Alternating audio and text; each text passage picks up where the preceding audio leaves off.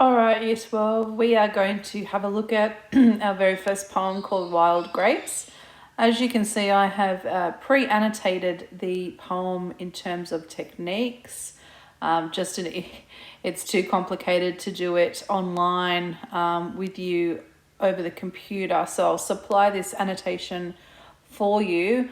And from there, we'll do a swift analysis, but we'll go through it today just so you can have a look at what I've done. And as with all of these poems, there are a lot of techniques that you can talk about within them. That's one of the reasons why I really like to use poetry for this module in particular. However, we don't expect you to remember every single one of these techniques.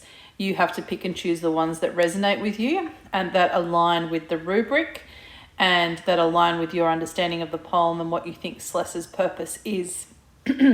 However, the very first thing we need to do is listen to a reading of Wild Grapes, which is poem number 1 out of 6, and then we'll go into this.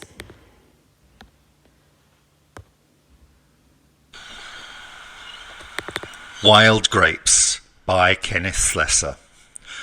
The old orchard full of smoking air, full of sour marsh and broken boughs, is there, but kept no more by vanished mulligans or hartigans, long drowned in earth themselves, who gave this bitter fruit their care.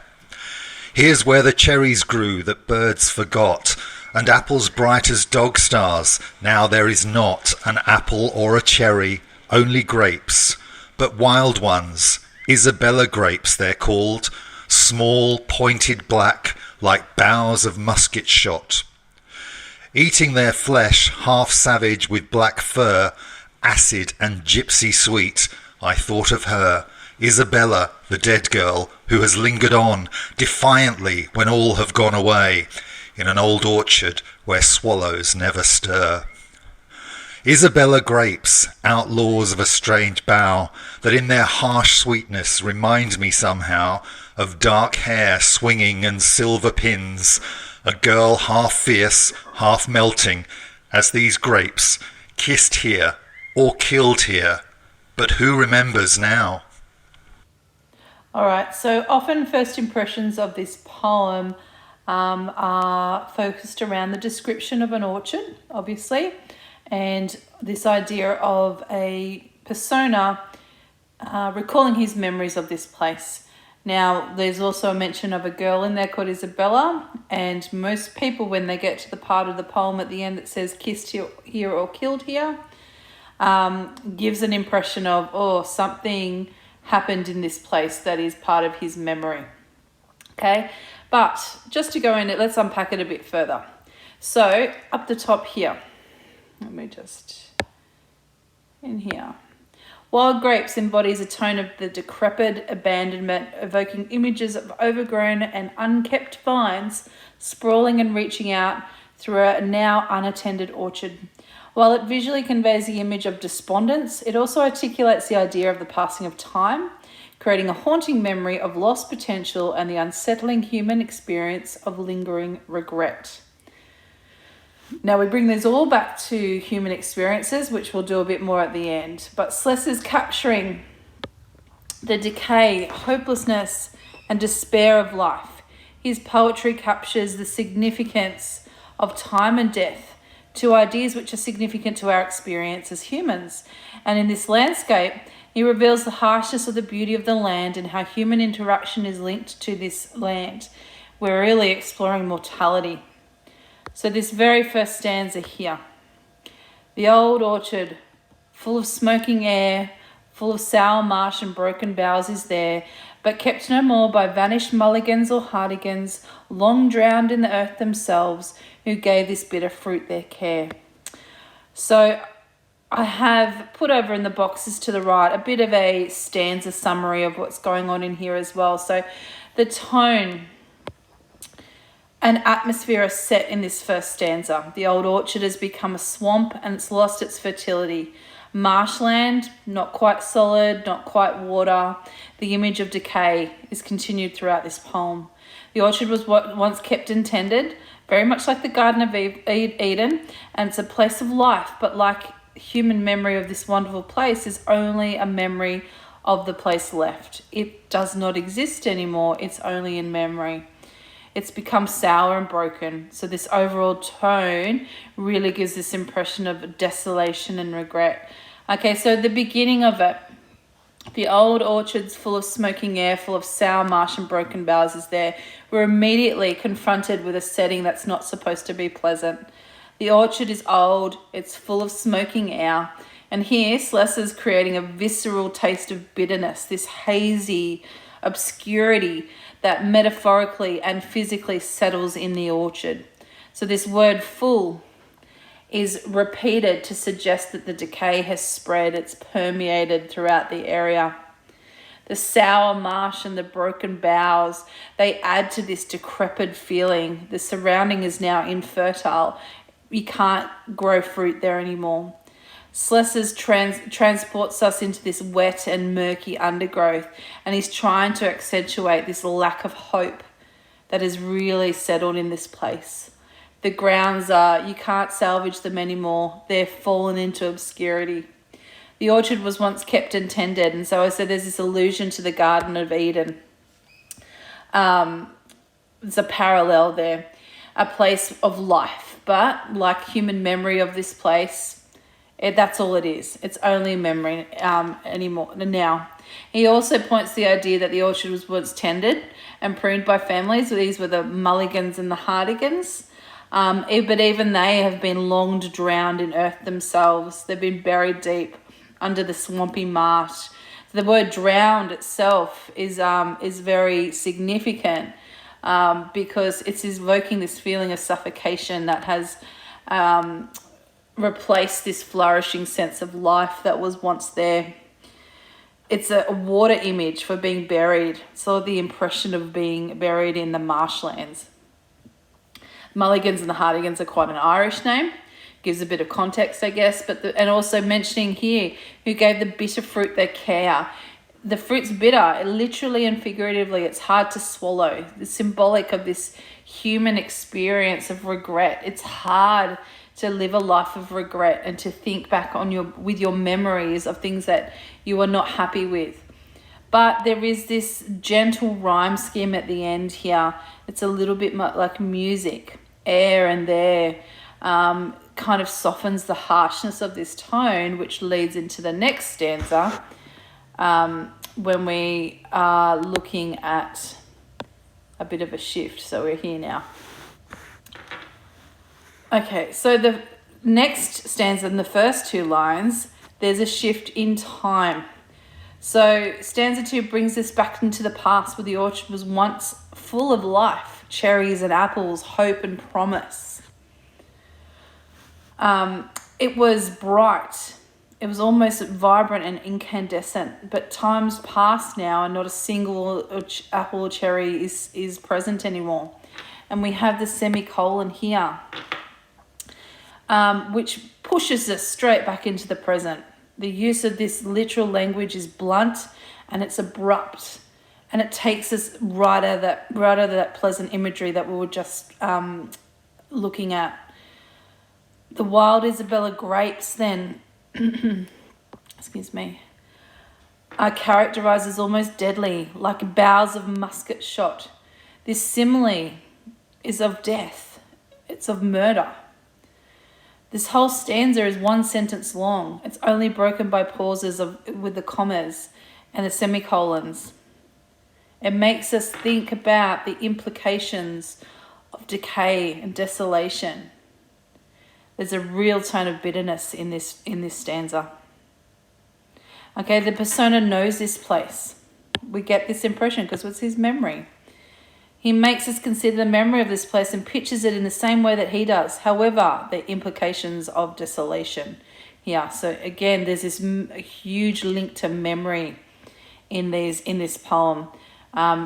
Memory and how memory can change over time, sometimes for a purpose and sometimes unconsciously. Third stanza. It turns very dark here. The imagery is much darker. It is untamed. It's almost cannibalistic.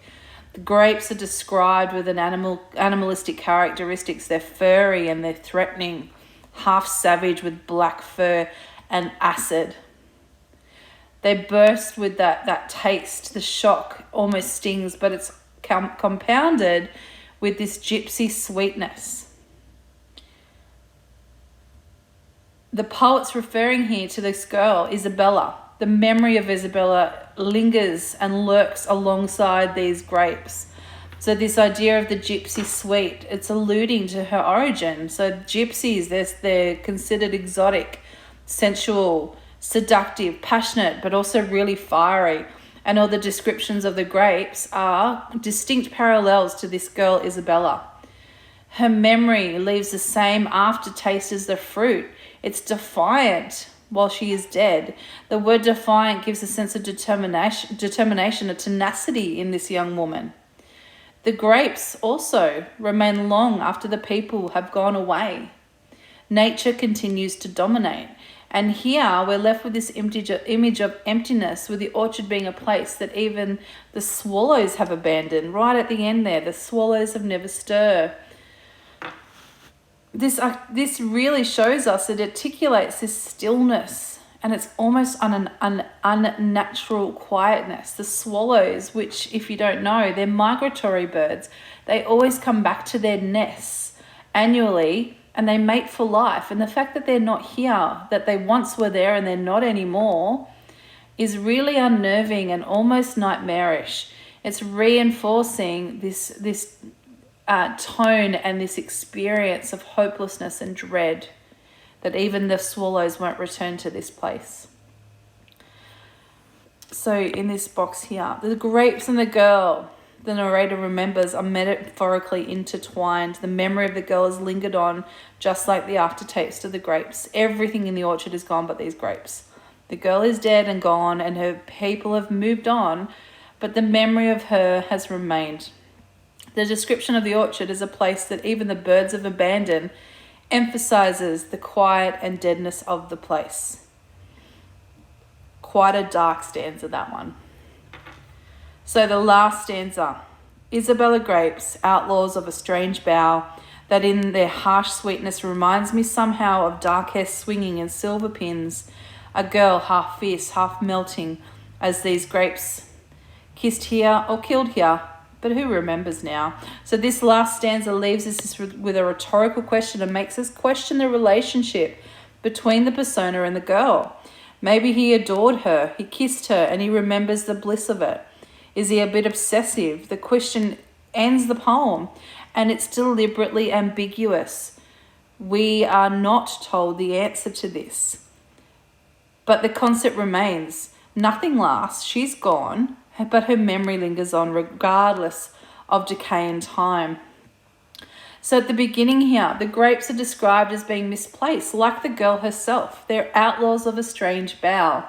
They exist on the periphery of society. They're shunned. They're outlaws. Again, it gives us an impression of the relationship that he has with this girl. There's a paradox there with the oxymoronic language, the harsh sweetness of the grapes. It's highlighting a gentleness, but it's also quite grating. We have synecdoche of dark hair swinging and silver pins. It gives this abstract description of the girl. It provides us a glimpse of her that's incomplete. It's a real link to memories, how memories are not always complete. They are little grabs of moments that have happened to us. And so that brings into question, are our memories reliable? What is the truth? Is there an absolute truth? Do we change our memories to suit what we want to know and what we want to remember? Perhaps his memories of her are not very accurate. So the dark hair swinging and the silver pins, it really captures this gypsy life. It's a sensuous image. It expands on these compound words further down. Half fierce, a kiss or an embrace, half melting, passionate. So the ambiguity characterizes this poem. There's a real murkiness to the whole thing. The girl is half fierce and half melting. Her image is strengthened, becoming vivid, but then it recedes away. It slinks away. He's questioning her fate here. Was she kissed here or was she killed here? He doesn't know, which is a strange thing because this is his memory.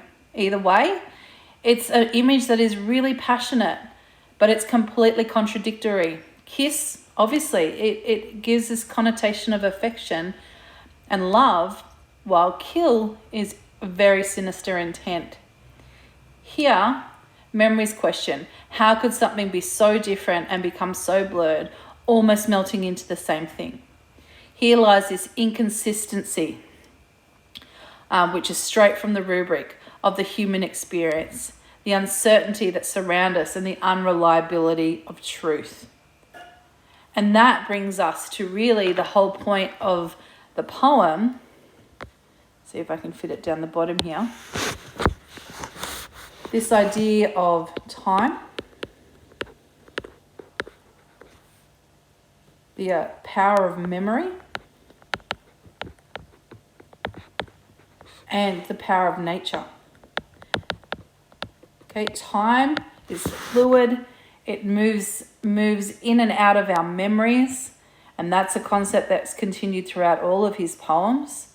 Memories are incredibly important. They form who we are, but are they reliable?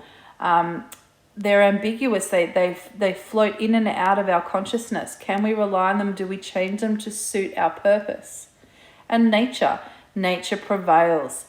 Doesn't matter what happens to humans, doesn't matter what our experiences are, nature will continue with or without us. Okay, so quite an interesting and complicated poem, this one, but really when you come out of it, you've just got to think about what is the human experience that Slessor is conceptualizing here. And it's really those big picture ideas down the bottom, how we experience time, how we experience our memories, and how we exist in nature, okay? And our experiences are going to be very different as individuals, but this collective experience of memory as well, across all of humanity. All right, so what I suggest you do from here is use my annotations. And like I said, you're probably not going to remember every single one of these, and that's completely fine. Have this with you, but then have a look through it and really highlight the ones that resonate with you. For me, I really resonate with the long drowned in the earth in the first stanza of Humans. Of that concept of time passing and how we sometimes struggle with that concept of death. And I think that is quite eloquently communicated here in that quote. I also think that the old orchards where the swallows never stir is a good one. But these is, like I said, these are my personal ones. The metaphor of the memories with the defiant Isabella.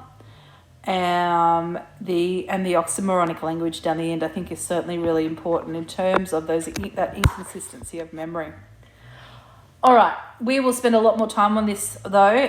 Hopefully that's helped you understand some of the techniques for this. The next step would be, like I said, is to do a swift analysis and pick and choose the techniques and the quotes that really resonate with you.